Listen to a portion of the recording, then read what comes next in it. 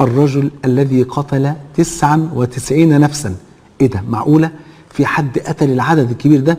القصة تبدأ كالآتي. حكى النبي صلى الله عليه وسلم ان كان في واحد في بني اسرائيل، الرجل دوت في يوم من الايام كان عايش في قرية من القرى. القرية دي كان كل اللي عايشين فيها ناس اشرار، وعلى طول ليل ونهار مشاكل مع بعض، والناس اللي عايشة فيها يا اما قاتل يا اما مقتول. فالرجل ده قعد فكر، ما انا كده كده يا اما قاتل يا اما مقتول، خلاص اخليني قاتل.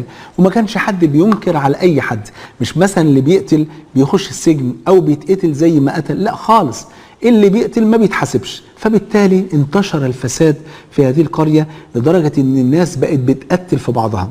الراجل ده لوحده قتل 99 واحد، لكن الراجل ده حبايبي كان جواه خير، كان نفسه يتوب إلى الله عز وجل، وإنه يبعد عن المظالم، وإنه يلجأ لربنا ويعبد ربنا ويعيش إنسان محترم وإنسان مؤمن بالله سبحانه وتعالى. فقال للناس اللي حواليه دلوني على أعلم أهل الأرض. وده درس جميل لينا، إن إحنا لما يكون مثلا حد فينا عينيه وجعته ولا حاجة يقول يا جماعة أنا عايز أفضل دكتور عيون. ما بيقولش عايز دكتور عيون وبس، لا، عايز أفضل دكتور عيون. لو عنده مشكلة مثلا في ودانه أنا عايز أفضل دكتور ودان. لو عنده مشكلة في العظام عايز أفضل دكتور عظام. إنما عندي الدين أهو بيقول أهو أي حد يفتيني، لا بالعكس، ده في الدين بقى، ده في الدين من باب أولى، لأن في الدين هيبقى مسألة جنة أو نار. يعني الدكتور لو غلط وعمل لي مشكلة في عظمي ممكن يتعالج العظم، إنما لو واحد عالم أفتاني فتوى غلط ممكن يوصلني النار. يبقى من باب أولى إن أنا أتحرى في إن أنا لما أسأل حد أسأل عن من أفضل واحد من العلماء اللي أنا أثق فيه، وأسأله فيدلني على الصح في أمر ديني ودنياي وآخرتي. فالرجل ده عايز يتوب إلى الله عز وجل، فقال لهم دلوني على أعلم أهل الأرض، فغلطوا غلطة العمر ودلوه على أعبد أهل الأرض. خدوا بالكم، فرق كبير يا حبايبي بين العالم وبين العابد. العابد ده رجل يدوب بيصلي بيصوم بيزكي بيحج بيقوم بعبادات معينة، وممكن يقوم بالعبادات ديت على سبيل الخطأ. ليه؟ اللي ما عندوش علم بيعبد ربنا، لكن ممكن يعبد ربنا على جهل. أما العالم فالعالم ده لما بيعبد ربنا عنده كل حاجة بدليلها، عارف كل حاجة صح، عارف ان النبي صلى الله عليه وسلم أمرنا بكذا والدليل كذا، نهانا عن كذا والدليل كذا. فالعالم بيعبد ربنا على علم، ولما بيفتي على علم. أما العابد فممكن يعبد ربنا على علم، أو ممكن يعبد ربنا على جهل، وممكن يفتي الناس على جهل. فبالتالي لما دلوا هذا الرجل القاتل دلوه على أعبد أهل الأرض، دخل عليه. فلما دخل عليه فقال له أنا عايز أتوب إلى الله. قال له طب قول لي الأول عملت إيه؟ وده طبعا قمة الجهل. ليه؟ لأن أنا لما يجيني حد يقول لي أنا عايز أتوب إلى الله مش هقول له أنت عملت إيه؟ هقول له ومين اللي يحوش بينك وبين التوبة؟ ومن يحول بينك وبين التوبة؟ أي ذنب أنت عملته إن شاء الله في توبة، إلا إذا كان مظلمة في حق البشر. لو كان مظلمة في حق البشر لازم تأدي المظلمة لصاحبها. يعني خدت فلوس من حد وما رجعتهالوش، ما تجيش تقول لي أنا هتوب إلى الله، لا، في الوقت ده قبل ما تتوب إلى الله لازم ترد المظلمة لصاحب الفلوس، تديله فلوسه وتتوب إلى الله سبحانه وتعالى. أما لو تبت إلى الله وانت واكل فلوس الناس ربنا ما يقبلش توبتك. ليه؟ لأن انت ظلمت الناس وحرقت قلوبهم على فلوسهم. خدتوا بالكم المسألة عاملة ازاي يا حبايبي؟ فلما راح للراجل ده اللي هو العابد قال له أريد أن أتوب. قال له عملت إيه؟ قال له قتلت 99 واحد. قال له قتلت 99 واحد وجاي عايز تتوب؟ طبعا مالكش توبة. طبعا ده جهل من العابد. فالراجل بقى اللي هو القاتل ده ضربها في دماغه، طب ما انا قتلت 99 وجيت عايز اتوب وابقى كويس، والراجل ده يأست من رحمة ربنا، طب ما دام انا رايح نكتر الفضايح، كملهم 100 اهو نقفلها ايه 100. وراح قتله وراح قتله ومخلص عليه. تمام يا حبايبي؟ قال يعني هتفرق ايه؟ يعني لو دخلت النار ب 99 هتفرق يعني لو دخلت ب 100؟ ما الاثنين يعني قريبين من بعض. فراح قتله ومكمل بال100. وبعدين خارج برضه زعلان، يا جماعه انا عايز اتوب، بقول لكم بجد عايز اتوب، يا جماعه دلوني على اعلم اهل الارض. فقالوا له طيب المره دي بقى سالوا وتحروا لحد ما وصلوا فعلا لاعلم اهل الارض.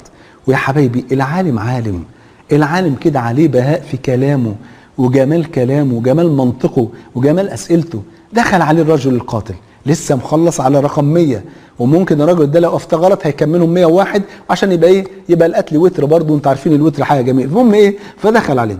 فاول ما دخل عليه قال له السلام عليكم. قال له عليكم السلام. قال له اريد ان اتوب فهل لي من توبه؟ قال له ومن يحول بينك وبين التوبه؟ ادي كلام العلماء، ادي العلماء بجد.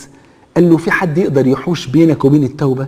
انت تقدر تتوب في اي وقت وفي اي مكان وبأي مناسبة وبأي ذنب.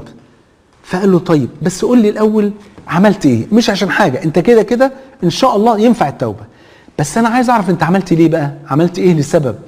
علشان اعرف التشخيص واوصف لك العلاج.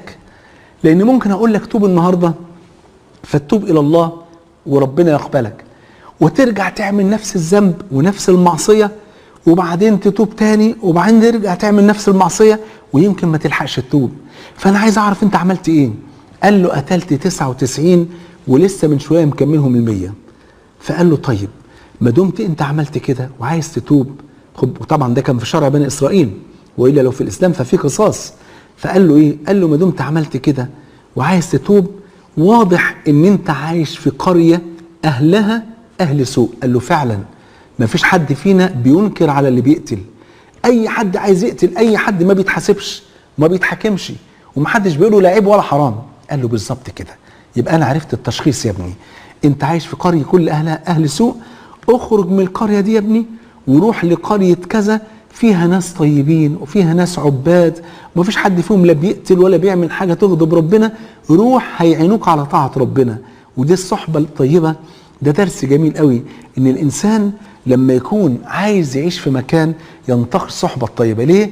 الصاحب ساحب. النبي صلى الله عليه وسلم يقول الرجل على دين خليله، يعني صاحبه، فلينظر احدكم من يخالل، يعني من يصاحب. ولذلك احد السلف بيقول له يعني بيقول له فلان، قال له كل من انت، كل من تصاحب اقول لك من انت. قول لي انت صاحبك مين هقول لك انت مين. ليه؟ لان من خلال صاحبك هعرف اخلاقك، هعرف انت لو مصاحب واحد مش كويس هعرف ان انت مش كويس، ولو مصاحب انسان كويس هقول لك انت انسان كويس، لان الطيور على اشكالها تقع. فقال له بص، اخرج من الارض ديت واذهب الى ارض كذا ففيها اناس طيبون يعبدون الله فاعبد الله معهم. خرج الرجل وقلبه منشرح، خلاص العالم فتح له باب الامل، الحمد لله التوبه مقبوله، فتاب واستغفر وخرج من المكان ده ورايح متجه للقريه الجديده اللي هيعبد ربنا فيها مع الناس الطيبين. ما كانش عارف ان ملك الموت مستنيه في نص الطريق. ملك الموت في منتصف الطريق ما بين القريه دي والقريه دي في النص كده، ملك الموت قبض روح هذا الرجل. إكراما لهذا الرجل ربنا أرسل له ملائكة الرحمة وملائكة العذاب. ملائكة الرحمة تقول إنه قد جاء تائبا، لازم إحنا اللي نقبض روحه. وملائكة العذاب تقول ده ما عملش خير خالص، ده لسه قاتل 100 واحد ولسه ما ركعش ركعة، ده لسه رايح هيعبد ربنا. فالملائكة الرحمة تقول بس هو تاب خلاص. فربنا إكراما للعبد ده راح بعت لهم ملك زيادة في صورة بشر، قال لهم أنا جاي أحكم ما بينكم، ما بين ملائكة الرحمة وما بين ملائكة العذاب. قال لهم قيسوا المسافة اللي بين الراجل ده وبين أرض الطاعة وبين أرض المعصية، فللأرض اللي هو أقرب ليها تقبضه الملائكة، لو كان أقرب إلى أرض المعصية خلي ملائكة العذاب تقبضه ويروح النار، ولو كان أقرب إلى أرض الطاعة خلي ملائكة الرحمة تقبض روحه ويروح فين؟ ويروح أو تاخده ويروح فين؟ ويروح الجنة. تمام؟ فربنا سبحانه وتعالى إكراما لهذا العبد الذي صدق في توبته. ودي الفايدة يا حبايبي، إن إحنا لما نكون على ذنب ونتوب لازم نصدق ونخلص النية لله إن إحنا هنتوب بإخلاص لله، مش هنتوب يعني مؤقتا، مش هتوب عشان أنا ما بقتش قادر أعصي ربنا، مش هتوب عشان أنا مش عارف أعمل المعصية، لا أنا بتوب لله سبحانه وتعالى. فربنا أمر الأرض كلها يا حبايبي إنها تتحرك من تحت الرجل اللي مات اللي كان قاتل ده، فاتحركت فقربته إلى أرض التوبة بشبر واحد، مش بكيلو ولا ب5 كيلو ولا ب10 كيلو، بشبر واحد. فقاسوا المسافة فوجدوه أقرب إلى أرض الطاعة بشبر واحد، فقبضته ملائكة الرحمة فكان من أهل الجنة. الله، دروس جميلة وكبيرة ورائعة في هذه القصة. إن أولا إن الإنسان لابد إن هو يتخلص من أي ذنب وأي معصية تبعده عن ربنا. الحاجة التانية انه لما يعوز يستفتي ينتقي عالم يكون انسان صادق وانسان مخلص وانسان امين في الفتوى عشان يستفتيه. الحاجة الثالثة ان هو لما يعرف الحكم الشرعي لازم يلتزم ويمتثل لامر الله ولامر رسول الله. الحاجة الرابعة ان هو لما يروح مكان يختار الصحبة الطيبة اللي تعينه على طاعة ربنا سبحانه وتعالى. الحاجة الخامسة انه يتمنى دايما حسن الخاتمة عشان ربنا يحسن ختامه. ربنا يبارك فيكم حبايبي، ونلتقي ان شاء الله مع قصة اخرى. وصلى الله على نبينا محمد وعلى اله وصحبه وسلم. بحبكم في الله، والسلام عليكم ورحمة الله وبركاته.